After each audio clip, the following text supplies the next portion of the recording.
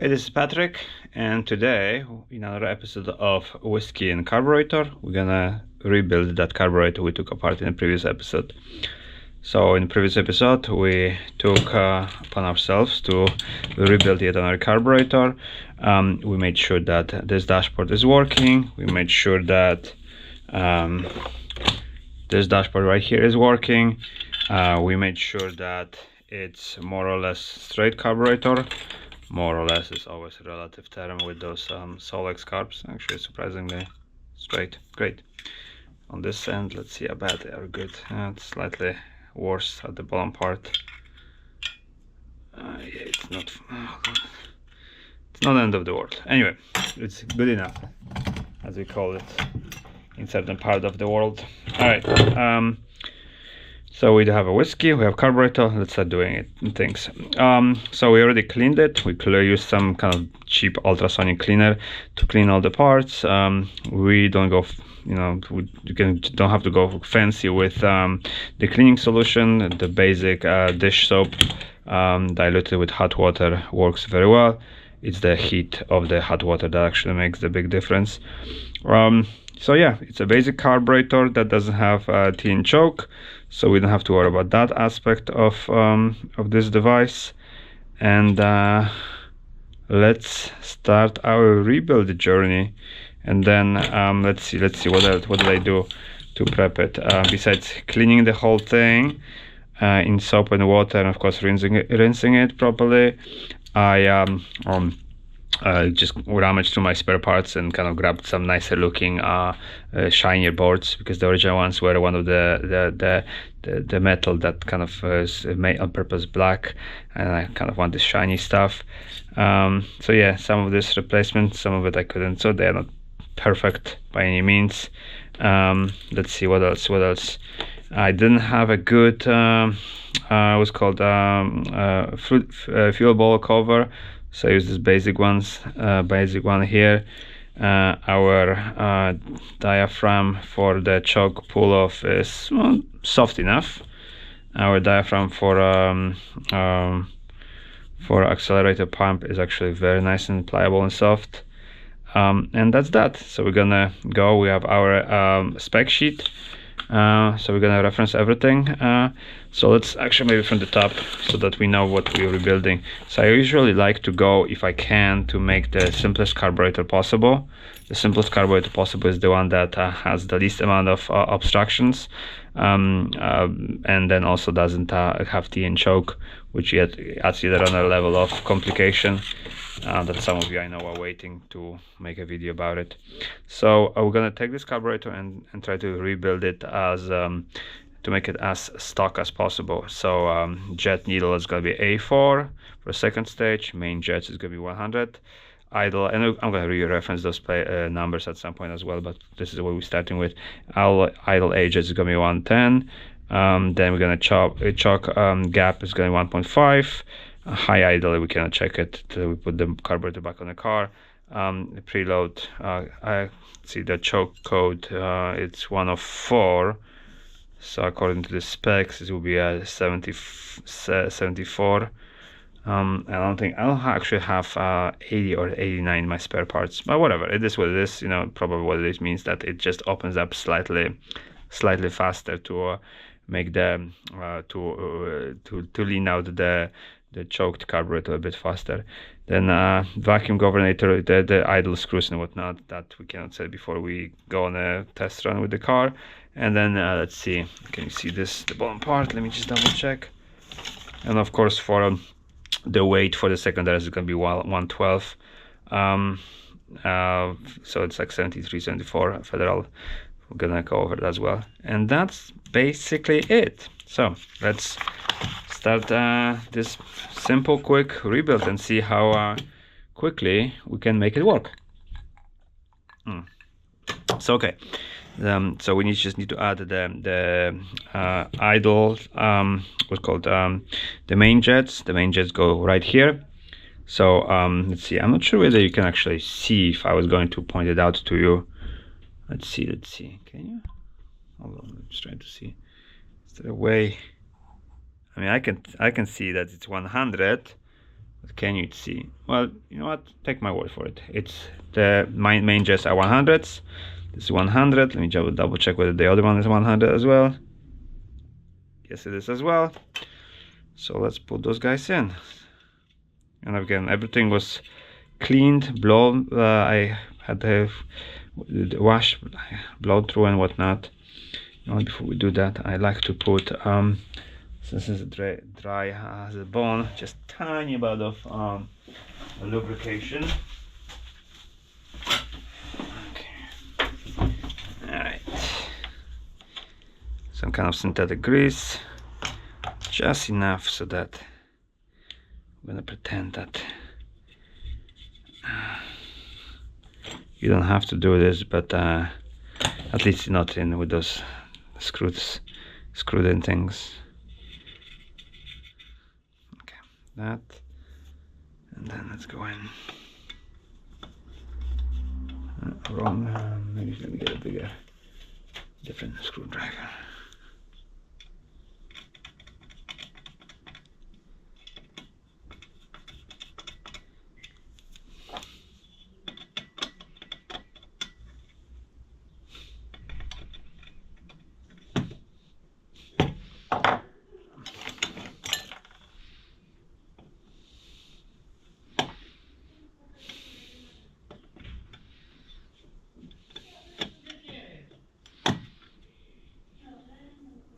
Okay. Now we add those lower plugs.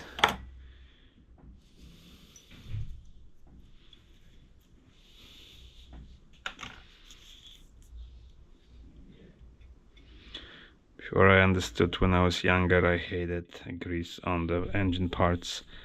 But when you learn the power of grease, the function of grease, then all of a sudden your perception vastly changes. What doesn't change is how tiny those little plug guys are.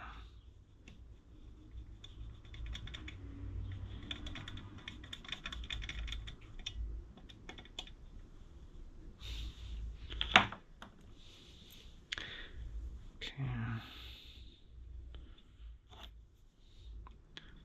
Lots of things. The perception actually generally changes often when you understand why things are done the way they are. So you go from assumptions to realities. Alright, so this part is done. Let's flip it around. Let's add our idle air jets, which go here and here. Be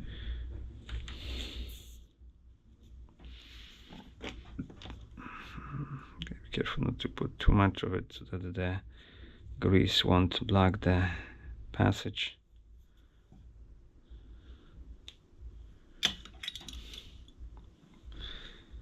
I would say the jets on the Weber are much bigger.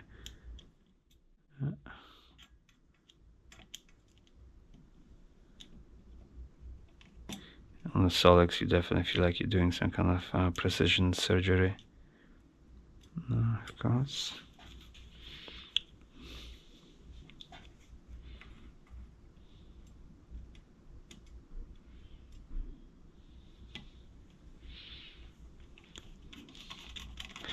Don't get too cocky assuming that means the Solex is automatically better carburetor than the Weber. Weber is an excellent carburetor.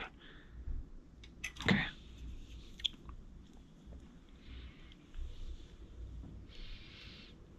It's actually one of those days I'm gonna make a video about how Weber carburetor is actually an excellent replacement for Solex. And you guys watching a rebuild of a Solex carburetor, you guys are like, how could I say that? Well, you're gonna find out from one of the videos. It's an excellent carburetor. All right, now let's keep on going with our secondary needles. So for our purposes, we're using based on our spec sheet, we're using A4 needles. I already kind of put some WD-40 around them so that they go in nicely. Put some WD-40, that way it's all shiny around those parts right here. Now let's see. This guy.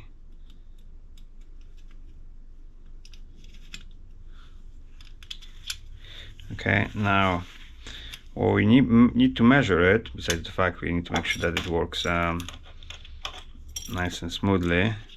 Yeah.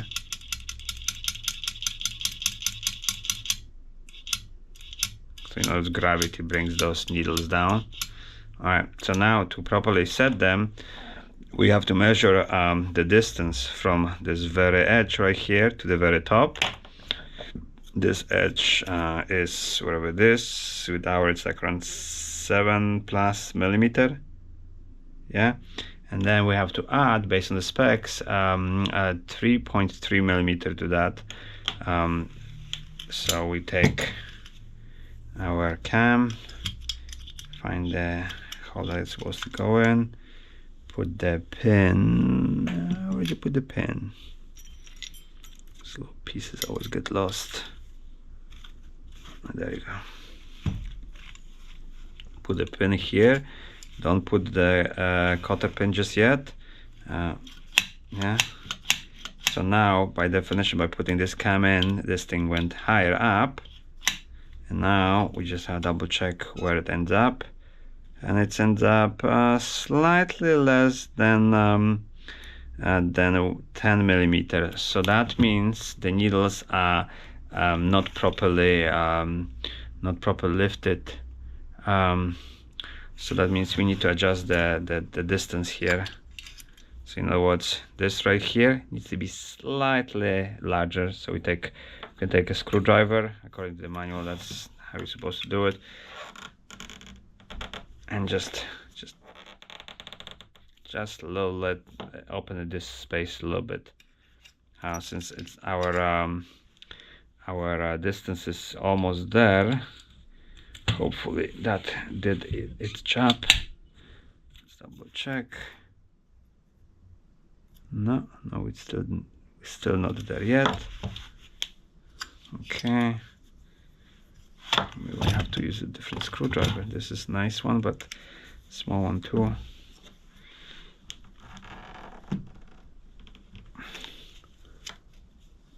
Okay.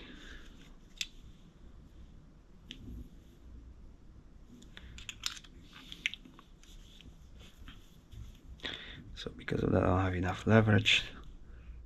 No, I think I did it. I did something. I felt it. I have faith in the strength of tools. Let's see. Maybe even too much. I already see, based on the witness marks from the previous thing, that it was okay. So let's double check. Yep, I'm like 10 millimeters and a half. So that should be more or less where we're supposed to be. All right, great. So this part is done. So that means all we have to do is just put back this cotter pin. Hold on, there's a little washer somewhere. Okay, the washer before we lose parts. And the washer disappeared, huh? Of course, we're gonna find it at some point. And then till we find it, we're just gonna put this cotter pin right here. Okay. Alright, so this is good to go. Alright. In the meantime, we can also adjust this little guy. So based on our setup, let's see, we're supposed to, based on our cheat sheet, we're supposed to have 112 gram weight. That brings this thing right here just around 1 millimeter down. So let's just clean this a little bit. All that WD-40. Let's make a little mark where we're supposed to put our weight, which is supposed to be somewhere here. And now, should we use something to hold it up? Maybe this part right here.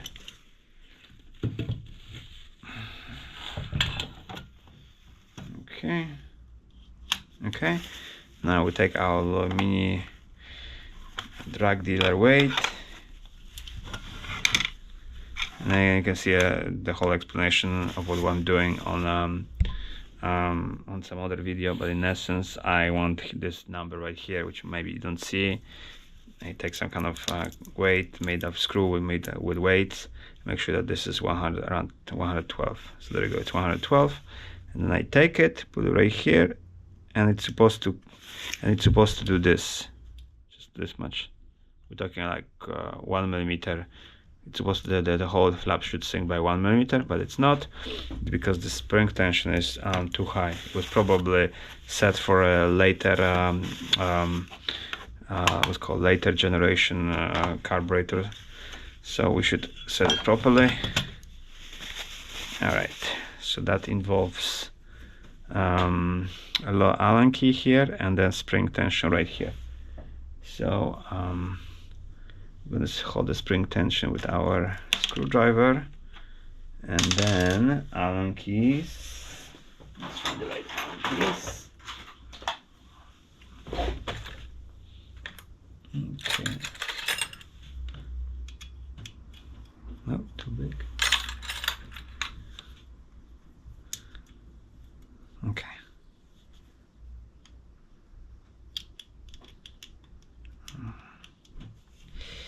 So first I break the tension. In the meantime, also notice I'm breaking this seal, and then let's see. So that increases the tension. That decreases the tension. Just double check. Still nothing.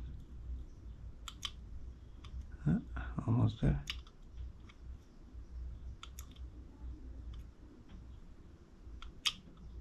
There you go. I put it in.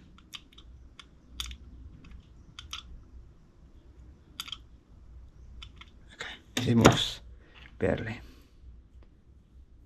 Now we screwed in this guy to make sure that the tension on the spring stays the same.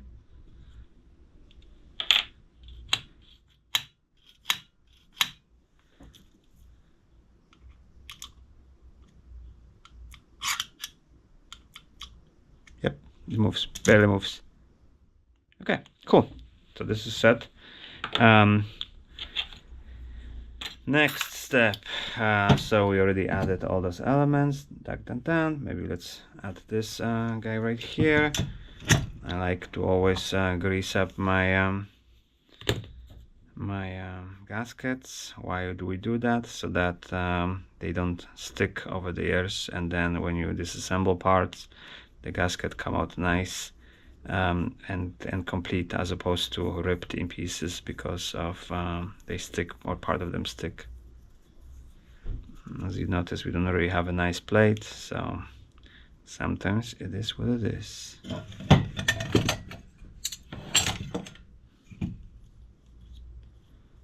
Okay, that, and we take some basic bolts, which I notice we might not have the correct bolts, do we? Yeah, we need something shorter.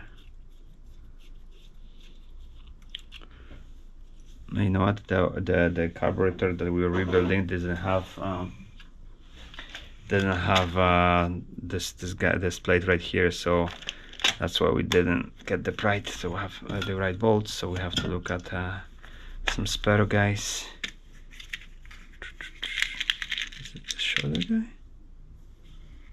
Maybe. Nope, too big.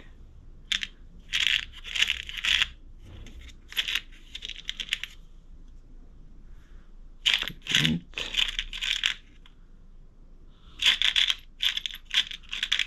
And this could be it. All right.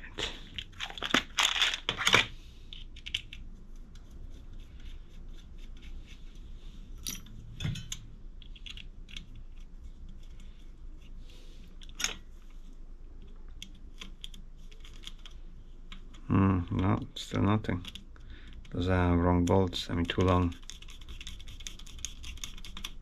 Yeah, so I need to find something even shorter.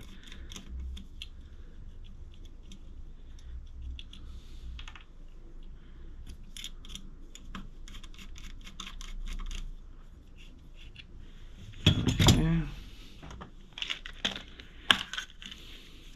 find it in this.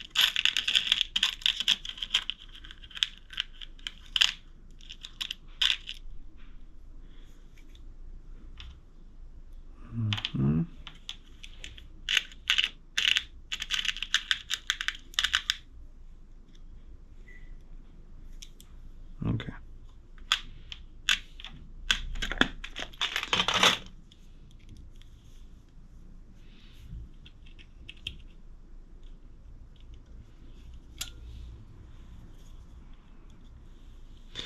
Or maybe on a nicer rebuild we'll swap those bolts and clean them up a little bit.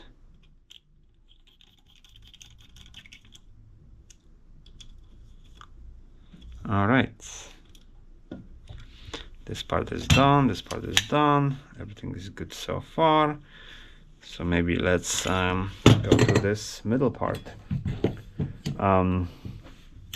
Let's see, we need to attach our float ball.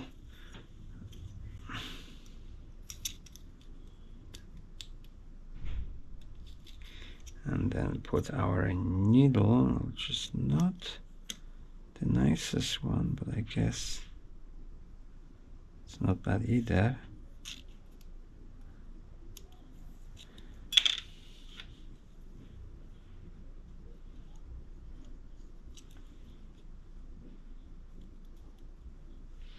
Then we put that guy in here.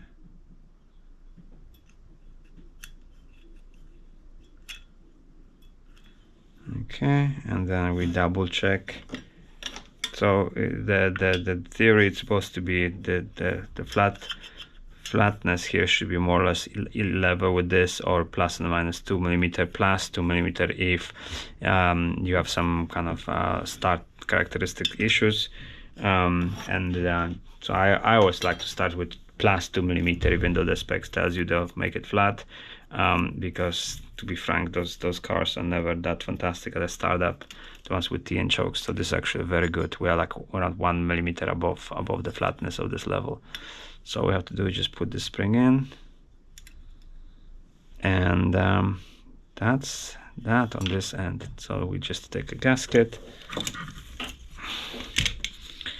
We recycled some gasket.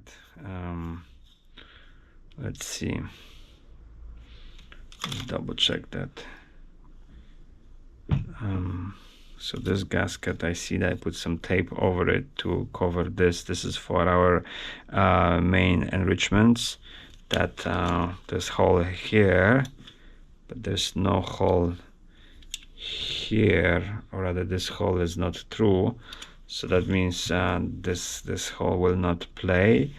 And then we also have blocked off hole here for the T and choke, but this car doesn't have T and choke. This hole is basically going nowhere. So this coverage doesn't do much. And likewise, this hole right here being closed off by some tape. This is for our T and choke as well, but this car doesn't have it, so nothing to worry about. So yeah, let's just put some grease on this gasket, and then I go from there.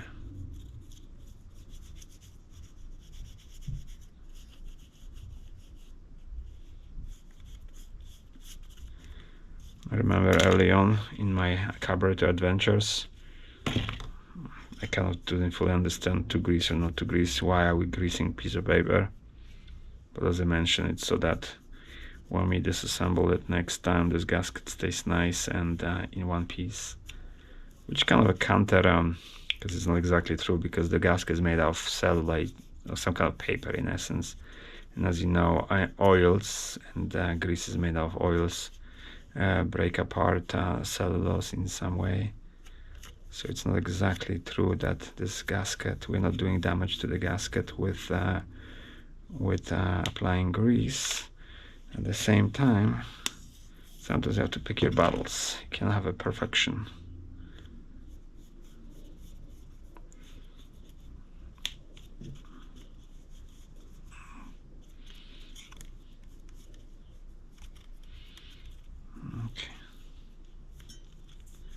I wonder if I should just really quickly go over what are the different holes for on this gasket. This is kind of this is an important gasket. The one this is a thin piece of paper. Again, because at least on this side, it doesn't. The carb is not particularly crooked. But it also, this gasket controls how if you kind of rebuilding your carburetor and trying to remove some circuits. Again, as I mentioned, I covered this hole because I didn't want, first of all, because I don't have this device on this carburetor, but this specific gasket controls all the different aspects of what's allowed, what passages are allowed to interact with the rest of the carburetor and which one are not. All right, I think that's that. So let's put it on for a moment and let's talk about the different passages. This passage is for the bolt to screw in, the one that the air cleaner attaches to. Those passages are for the middle bolts. So those passages right here are for the middle bolts. Obviously those big passages are for middle bolts as well, and those passages right here as well. Let's see, this is some kind of vacuum port for something. Let's see, do I have this on this thing? No, it's covered.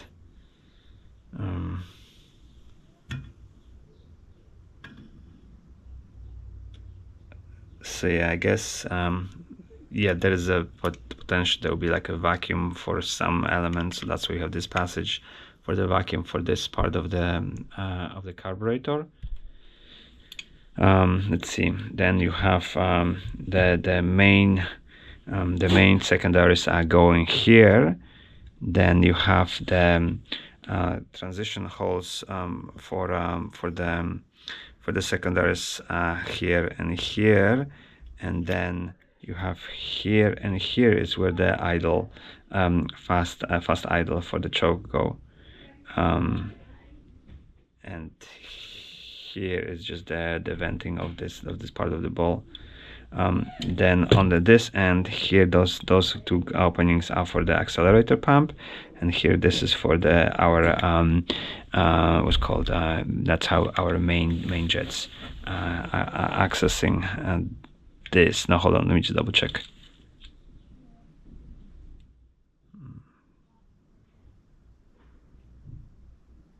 Yeah, I think so. Yeah, main jet go here. I'm not sure what are those two openings for. It's something important, so I should know it. But yeah, and then let's see, there's something that is being accessed here that we don't have access to. There's something here on this carburetor. Let me just double check on the other ones.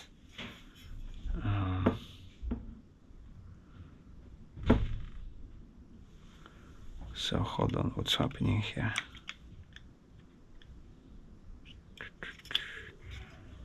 Something is being accessed here that we are partially covering up.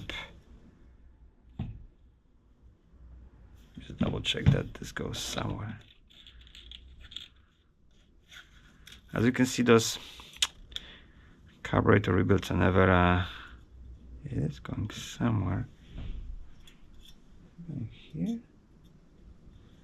Just double check something. Let me just wipe my hands from the grease I just put on that gasket, and then we're gonna get to the bottom of it.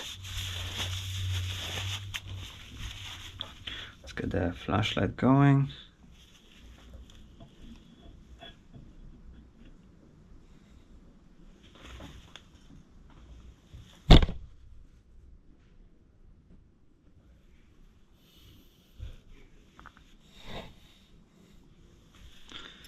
You know what? I don't know. Let me see something. My other.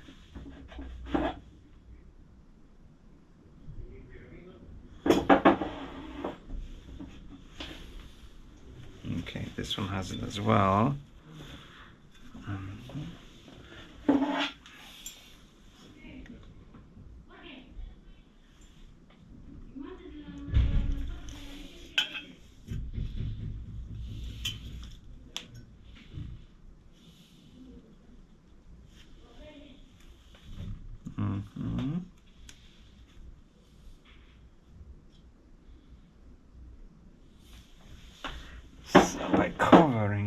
partially covering it. What are we gaining and what are we losing here?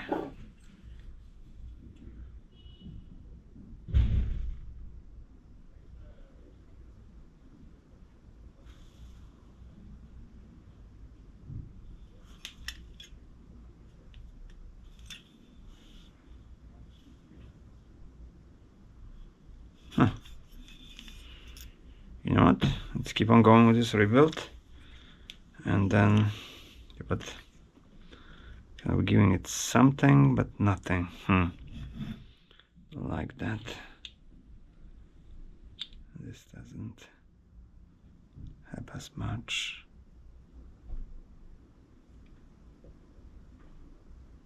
Okay, well, as they say, it is what it is. We'll figure it out as we go. Okay, so that's that. Now let's add all those bolts. You know what? Put some grease on those guys.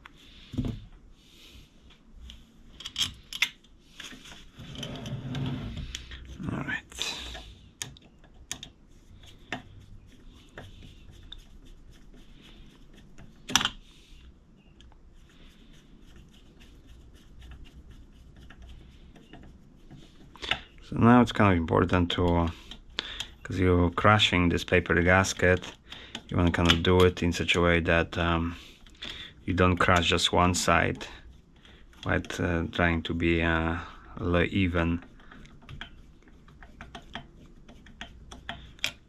See, I'm not going directly from one, I'm going here, here, here, maybe in the middle. And then also I'm not crushing immediately. Right now I'm applying just enough pressure so that the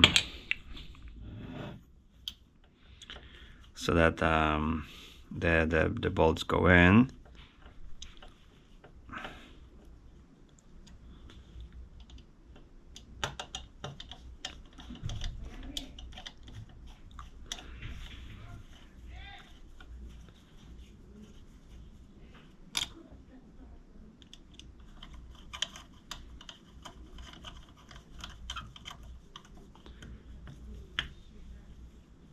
Okay.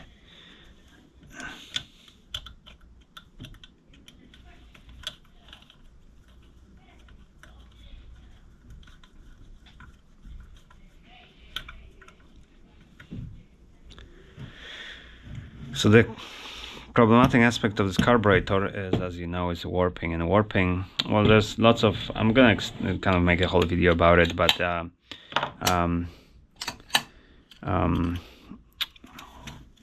so the very important passages are somewhere in this area, and then in this area as well. And if you notice, so you have this bolt holding it, this bolt and this bolt. So you have those two bolts, important bolts for this passage, and then the big bolt that's hold the whole carburetor to the body of the intake manifold. And this bolt controls quite a lot. Not only controls the crashiness of this gasket, but also has to control the crashiness of this gasket, and then also how to hold the whole device to the body of the car, of the intake manifold. And that is, I say, it's a bad design. And a much better design would be if there was 3 bolts, maybe like a third one somewhere here.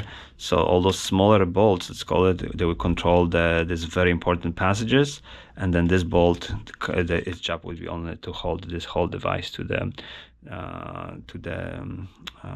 intake manifold. but it is what it is. And again, I'm gonna make a whole video where I describe how in some way the engineering of this carburetor is kind of you know, not as good as we would want it to think it is. Okay. All right. So now we have this thing here. Everything is good, working properly. Now we just have to start attaching our choke that goes somewhere here. Let's see. Let's maybe rebuild this choke, huh? Okay. So now we're taking. So this is the earlier version. There's a few versions of the chokes. So this choke basically goes like this, and then we're holding this choke with this one bolt here. So yeah. See if I have nicely looking chokes. I guess this is going to be good enough, huh? Alright, fine, let's let it be.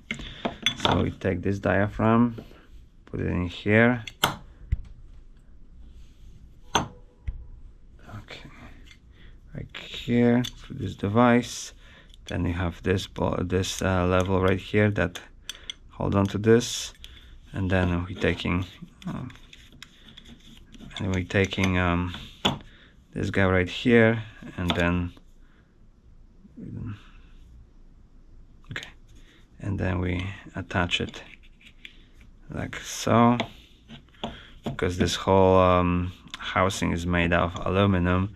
So to avoid the similar metal corrosion, which basically means when two different metals touch, then there could be corrosion one on the other end. Then we're gonna use those aluminum bolts on this part of the carburetor. Okay.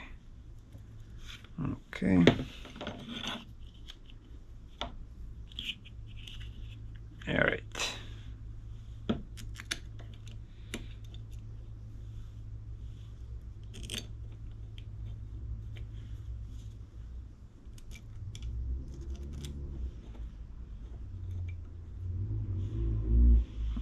Because we want this to be on the top, so that the nipple doesn't cover our screw thing.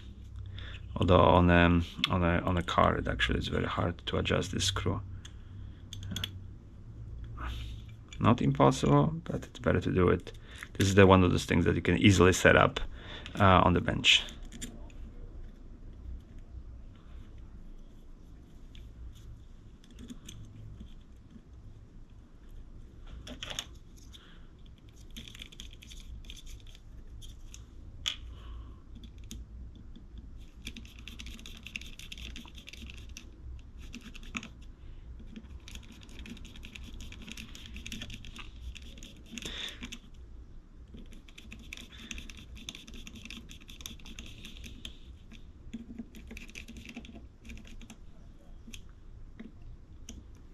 Notice I'm tightening in a crisscross pattern.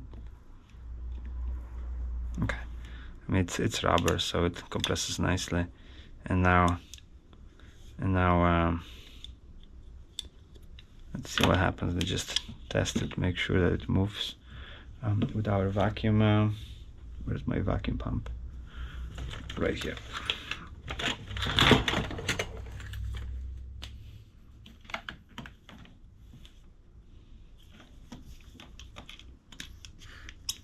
Okay. Okay. All right, cool. Just double check with. All right. Good. That.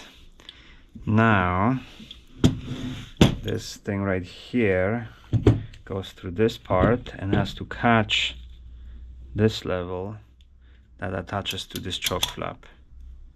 So let's see, this is always kind of complicated. Let's see.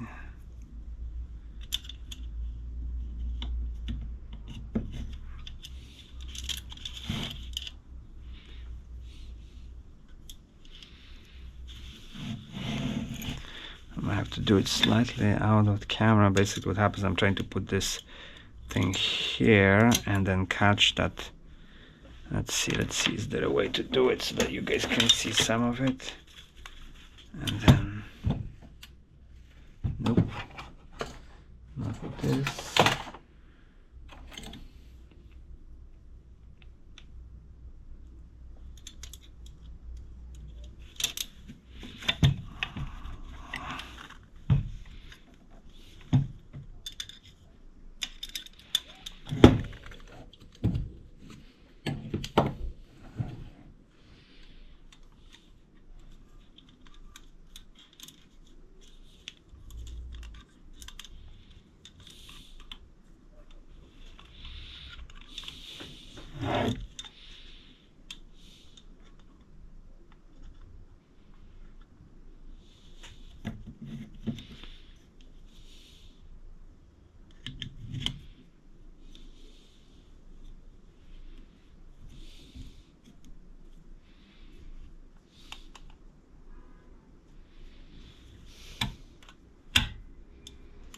Okay, good. All right, so this got caught on.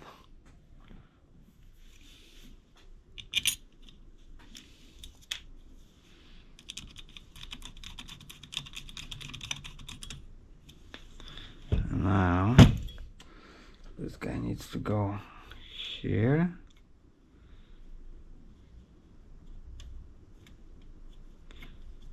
Okay, hold on. Okay, now we need to put the low spring washer, which we don't see here. We need to find some replacement to put it here. And now, in theory, that's okay. What? Yeah, we don't see the spring washer here. Not only we didn't see the spring washer, which we have to, find somewhere. I also forgot to put this guy in, so that's an important guy that's holding those two guys. I'll show you in a second what it does. Alright, so this guy goes right here on this cam, and this guy goes right here. So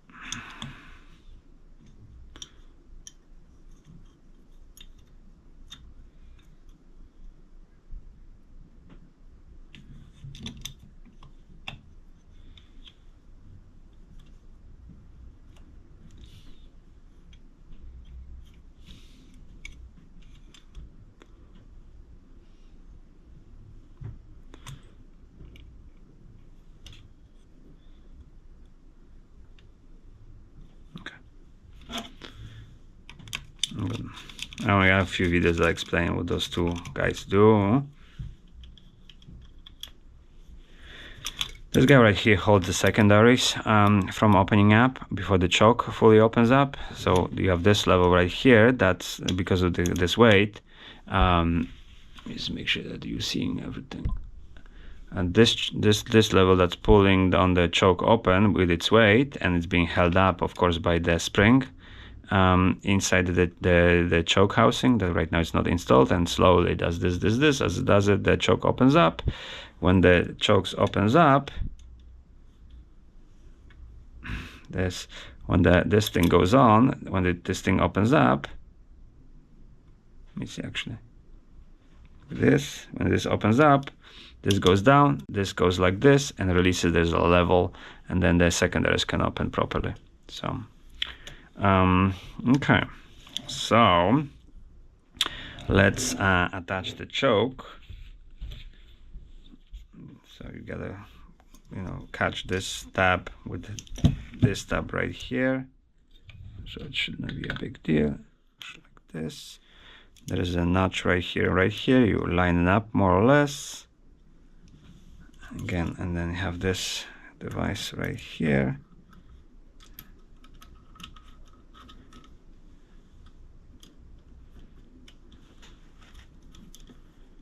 Okay.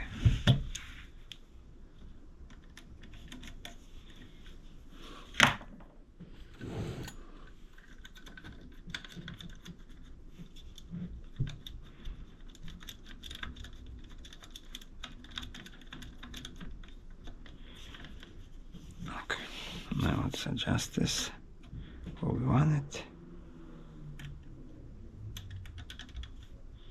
Okay, now there's something that's missing here. You know what's missing?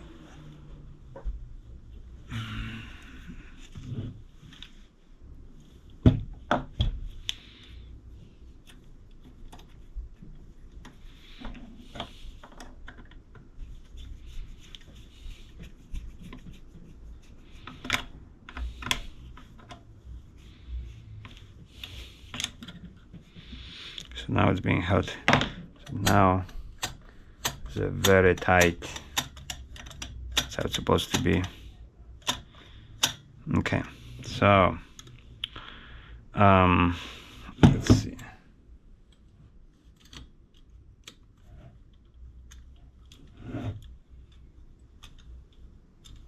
Okay, it's that.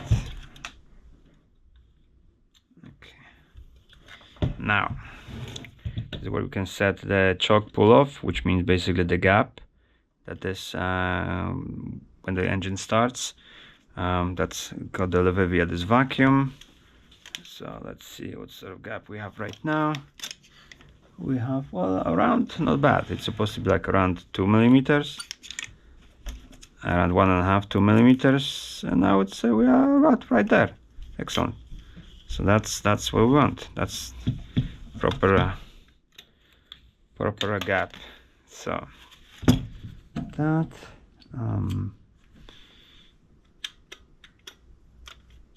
okay, that's good. Let's see, let's add the filter in here. There are two filters, the longer one and the short one. Most of the shorter ones are black. This is, even though it's a shorter one, it's not black. And basically what happens, the shorter ones allow you more fuel. And then we're gonna, oh, I found the circlip. Let this guy in with the crash. We add in the crash washer. Okay, the circlip is here. Okay.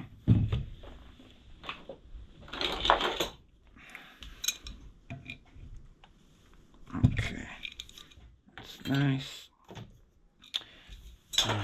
Let's add the circlip before we forget.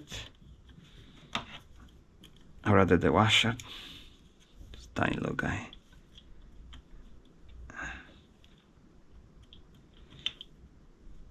When we find it, we need to add the circlip here. Let's see. Now we should add, before we add the accelerator pump, we should let's see, what do we do next? I guess this is the bottom part. So that's our bottom part. We take our gasket once again. Let's see.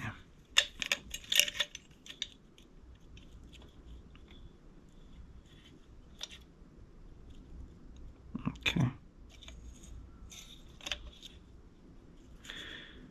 All right. As before, let's add a little bit of grease.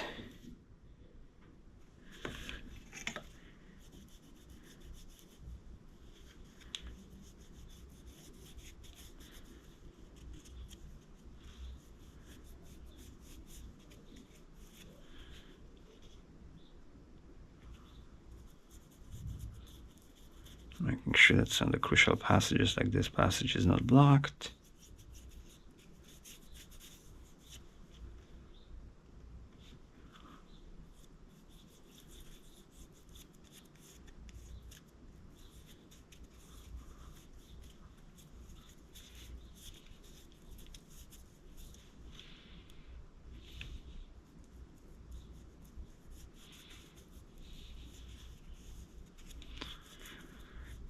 I mean, it is a complex carburetor, guys, so they all appear similar, but they're different versions. There's enough of differences that you really need to know what you're doing before you can just swap your carb to some other carburetor. They are not as interchangeable as they appear to be.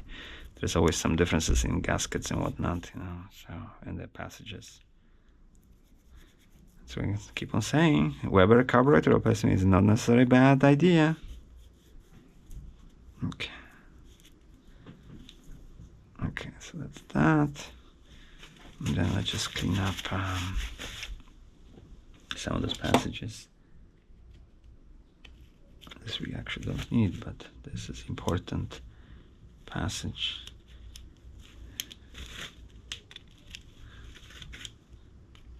We don't need this guy, but no. Okay, and then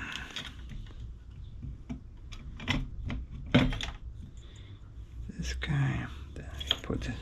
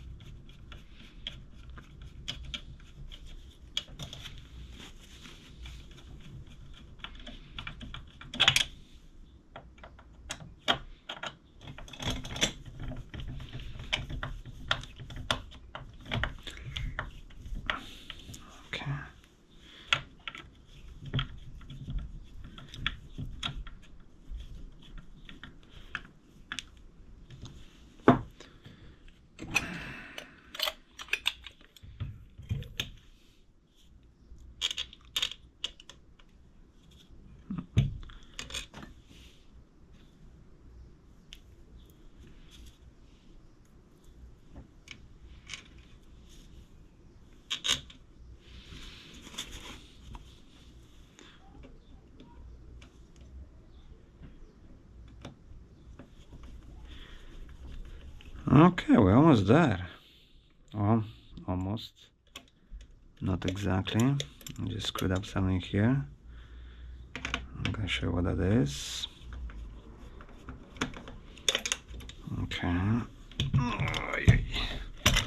So what happens is this guy right here is supposed to be, this knob should be holding on to this guy. So let's undo some of these guys.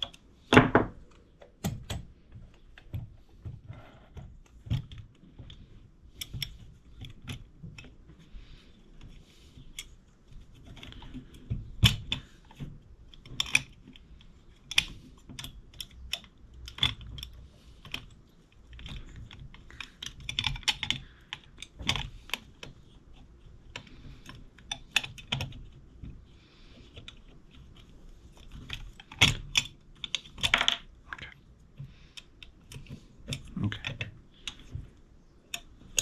There you go.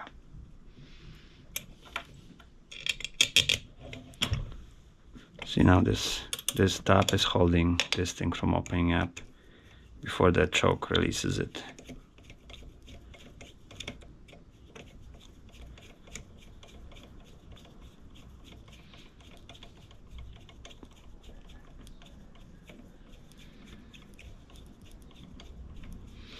Should invest in one of those like automatic screwdrivers so that the wrists can survive.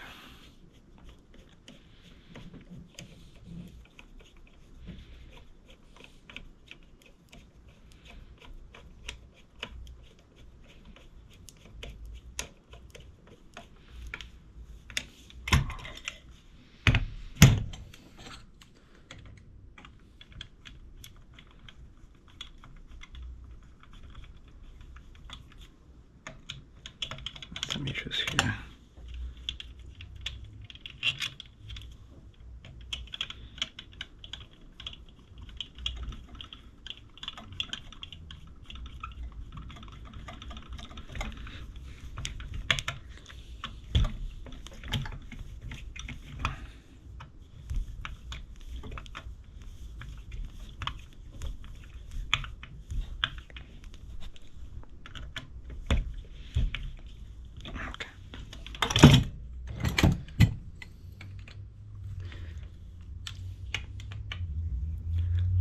Okay. All right. So let's see. That one gets released. Very good. All right. And now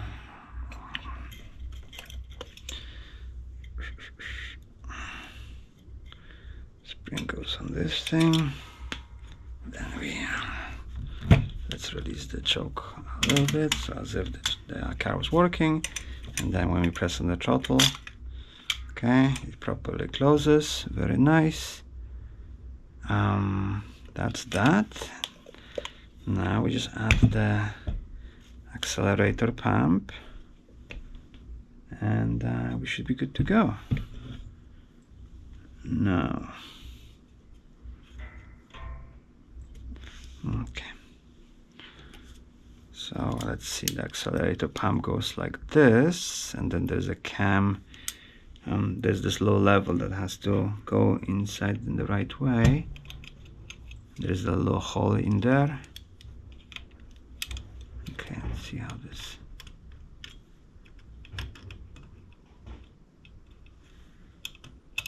Okay, then flip it around.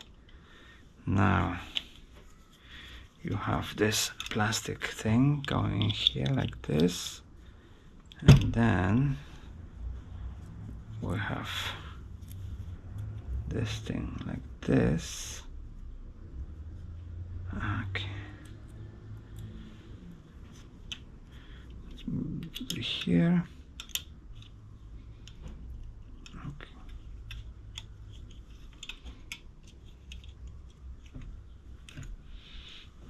Before we do this, let's put a little bit of grease on those bolts.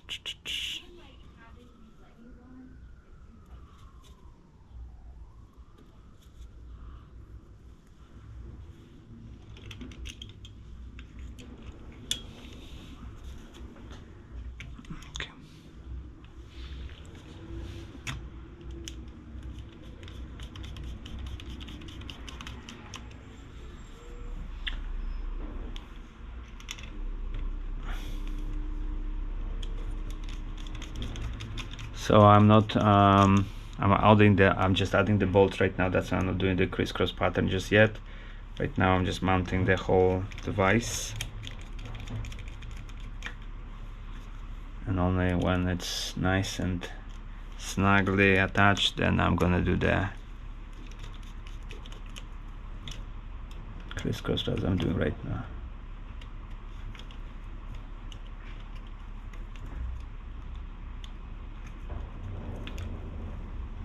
Okay.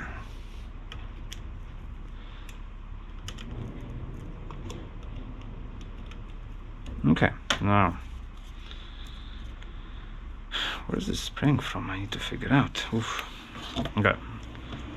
Now, how do we set this pump? So basically, when you press on the throttle, this thing, this forces this rubber going in. So you want to release the screw enough so that the rubber, the bolt attached to the rubber comes out all the way, and this thing is barely touching it. So this is one of those things where a little bit of grease might come in handy, or a little bit of tool. Let's see if there is something smaller.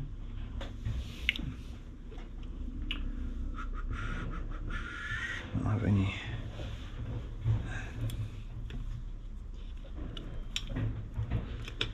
I have to use some kind of.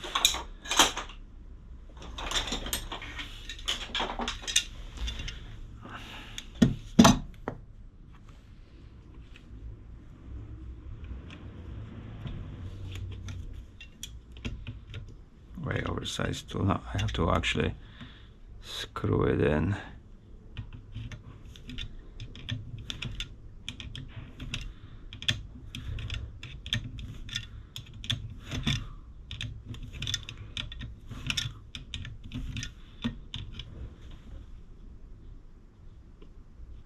Basically, by pulling on this one, I'm observing, see how this tap is not pressing on this thing right here, this rubber. I'm just finding this moment where it's almost like right here.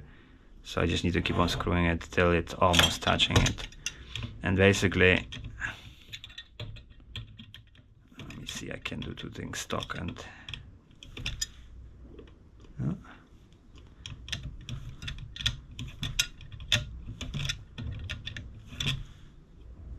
too much there.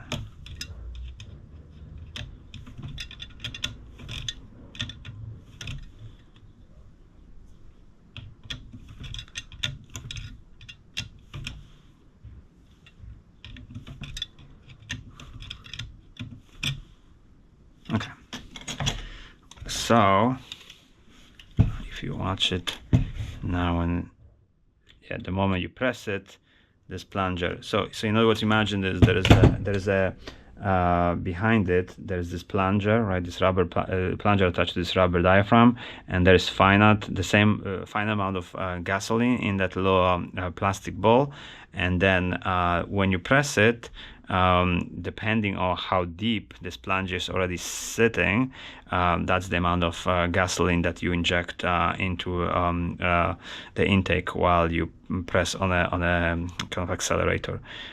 So if you kind of release it all the way in, so the way it is right now, so you have the maximum amount of gasoline inside, and that means when you press it in, you have the maximum amount of power of the flow of the gasoline. Now if you feel like, oh, it's getting funky on when you press on the accelerator power, then you might back out this screw just a little bit so that this goes a little bit in. There's this plunger, something like, let's say like this, and then that means that controls the amount of gasoline that you're injecting. So you start out with basically the whole thing out, and then as it goes, it's up to you to figure out. All right, as always, grease is everywhere now. All right, so that's that. Now we have to add the idle screws that go right here.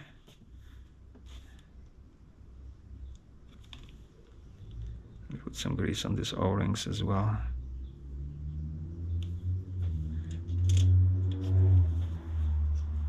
Remember, this is synthetic synthetic grease, so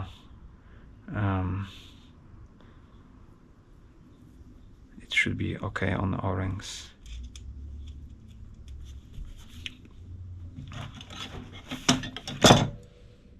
And then we screw those idle screws in all the way in. Now remember, because of the rubber O-ring, then all the way in might feel kind of funky. So in other words, you screw it in and you feel some tension and you don't know whether it's already way in or not.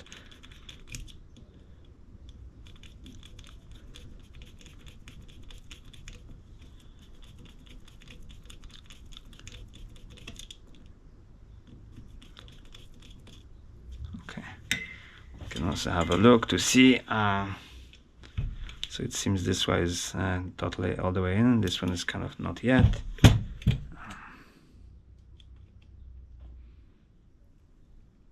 Okay. Now we can also kind of judge visually whether the amount of this screw is going into here. This one here is similar to this one. They should be more or less similar. If they are, that means that allows you that simplifies your idle adjustment, because that means the kind of what's going on, because of this OR rubber ring, it's very hard to typically just screw in and then count the terms out. So now you basically pull out this 2.5 times. So let's see, half, 1, 1.5, 2 and a half. Likewise this guy, half, 1, 1.5, 2, 2.5, and then you look at this and it should be more or less similar. This one's slightly farther in. You know what, let's just give it a bit more, maybe like one more turn, so we had 3 out. So half, yeah, something like this. All right, so we have this preset on that level. Let's see what else can we preset away from the engine. Accelerator, pump is preset. Guess we can connect all the vacuum connections right now. If I have some vacuum hose. Let me see. Yeah, I have some vacuum hose. So this goes here.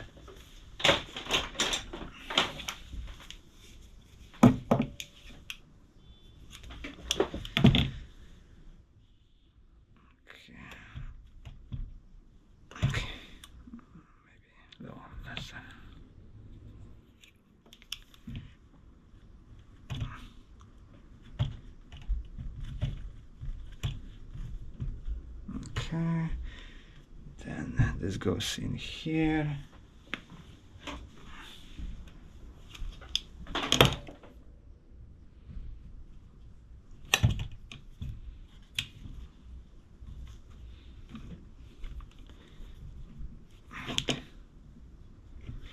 And then this C goes in here, and then B and A should be basically blocked off.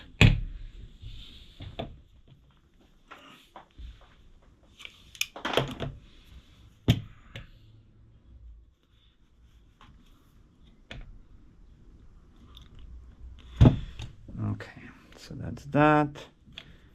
Do I have any pieces to block off those guys? So I need to those for our shut-off solenoids, because I won't be using them, because I don't find them necessary, and also when they stick out, it's harder to adjust this guy. Only when the carburetor's on the engine.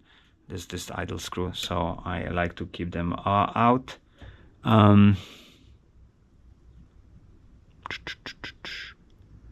me see. Okay, so this is how much we can screw them in based on the passages. Do I have those screws somewhere? I should have them. They're here. Okay.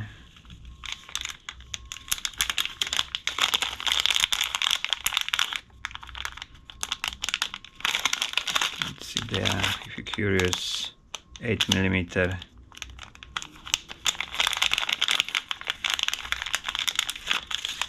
Okay, I should put the paste, the sealing paste on them before I put them in, so that there is no vacuum. Don't screw them too hard, because the way it works is that there is a passage coming out, and then halfway through the screw, there is, so in other words, if you look up, I don't think you can see it, but there is a hole here and a hole here.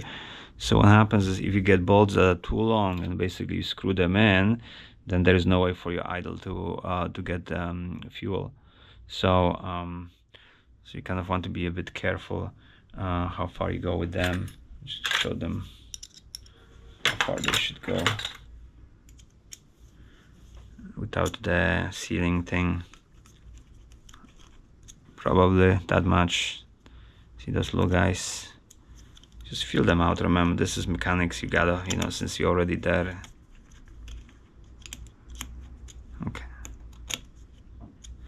All right. So I need to put some paste, the sealing paste, on those threads, and then plug those two guys, and that's basically it.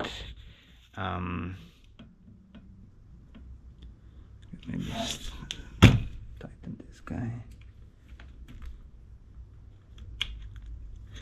Okay. this, and you might have to have like find a little plate to seal this top.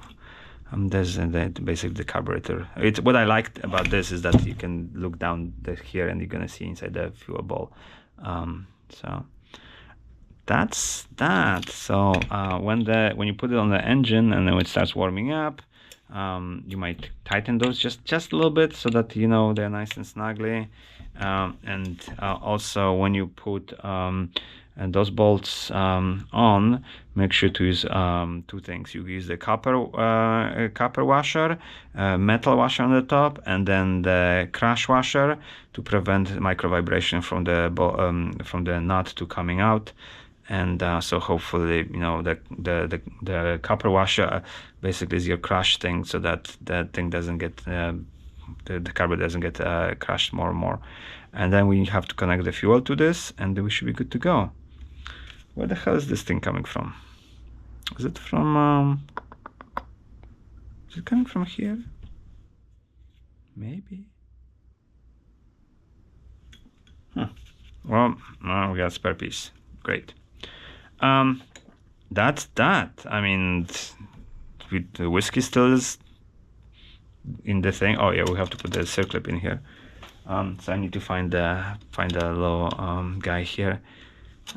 Since I guess it was somewhere, but it's not anymore. That's what happens. That's what happens. Okay, make sure it's nowhere to be found here. No. Okay. Okay. Well, it is what it is. All right. Anyway, I hope it was fun or useful to somebody who has a fantasy of rebuilding his carburetor. It's not an easy thing to do. It's, you know, if your carburetor is really twisted, I'll make a whole series of videos about Weber rebuild, so that or rather rebuild replacement, so that you can see how Weber is both plausible substitution, and also how it's not as good of a substitution in some way because of certain factors related to specific to this carburetor. All right. Anyway, hope that was helpful. Thank you.